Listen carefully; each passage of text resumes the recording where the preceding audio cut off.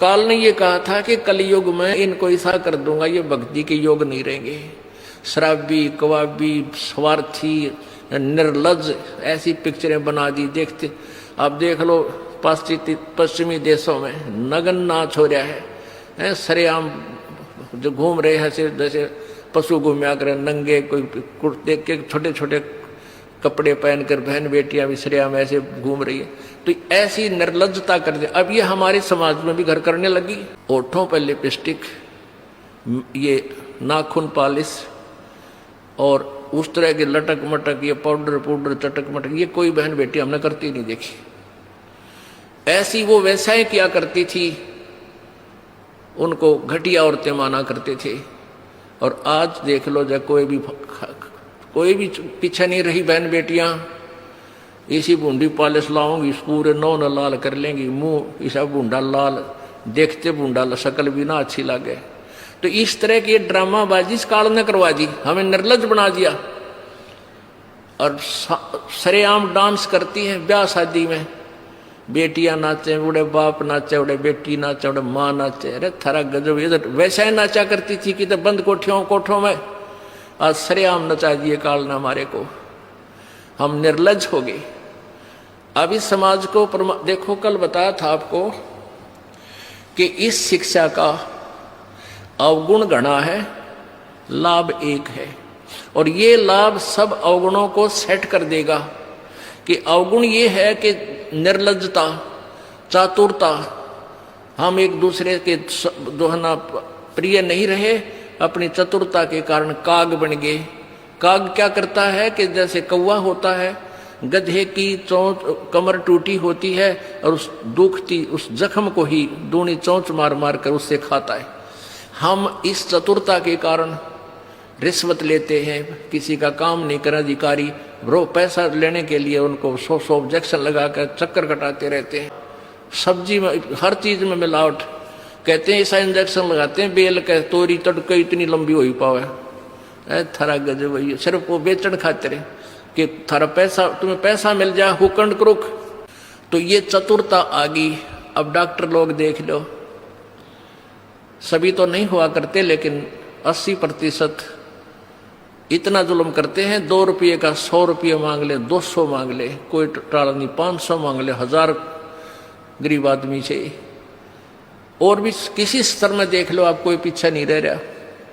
जिसका भी जहां दाव लगता है वो तुरंत डंक मार देता है। जिसके पास कोई मिलावट में रोट करने सथाना नहीं है, वो तो करेगा कहां से। तो अब इसमें अवगुण तो इतने हो गए, माया माया दिखाई देती, ना भाई दिखता, ना बाण दिखती, ना भगवान दिखाई देता। और गुण इसमें एक है इस शिक्षा में कि हम अपने सदग्रंथों को स्वयं पढ़कर भगवान पहचान लेंगे।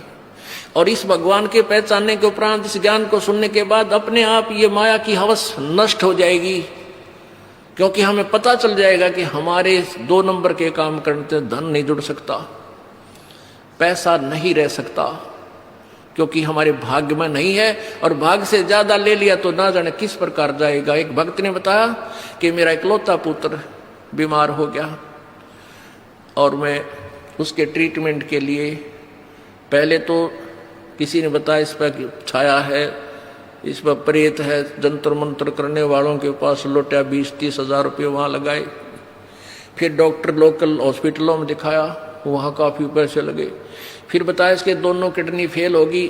All India medical institute Delhi गया, वहाँ किसी से रिश्तेदार से ले लवा के वो गुर्दा पैसे वैसे दे के कहते उसके 3 लाख रुपए लड़के के लगे। दोनों किडनी चेंज कराई, वो किडनी तो सफल होगी, सुख की सांस ली, 3 लाख रुपये लाग गए।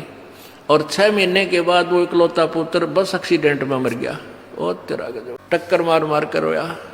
उसने जब ये ज्ञान सुना कि जो तुम 2 नंबर से पैसा इकट्ठा करना चाहते हो तुम्हारे भाग्य में नहीं है, अगर ऐसा इकट्ठा कर भी लोगे तो अगर 2 लाख कर लिया तो 3 लाख रुपए तुम्हारे ना जाने किस कारण से और कहां से निकल जाएंगे। और वो पाप रह जाएंगे जो के तो, जो आपने फिर भोगने पड़ेंगे। वो पाप यों के यूं रह जाएंगे, पैसा नहीं रहेगा जो तुम्हारे भाग्य में नहीं था, तुमने धक्के से कहीं से इकट्ठा भी कर लिया था। तो उसने फिर अपनी कथा बताई कि जैसे ऐसे मैं बहुत जुल्मी आदमी था। अब आपके ज्ञान से आंखें खुल गई। एक 2 रुपये की रील आया करती 20-30 साल पहले, 35 साल पहले। ये कैसेट होती है टेप की, ये टेप चले थे उस टाइम, और उस पर दूसरी कंपनी जो अच्छी बिकती थी उसकी मोहर लगा देते थे, और 2 रुपये के रिफल थोक के वाला आता था तोल के बाद से, और 35 रुपये की बेचा करता हुआ कैसेट। किसी और कोई खराब हो जाती धमका देता था, भाग जा, ओरिजिनल दे रखी थी बनता है। आज मेरे साथ ठीक बनी, और थोड़ी सजा है मुझको आपके ज्ञान से पता लग गया, मेरे जैसे दुष्ट को तो और सजा चाहिए थी।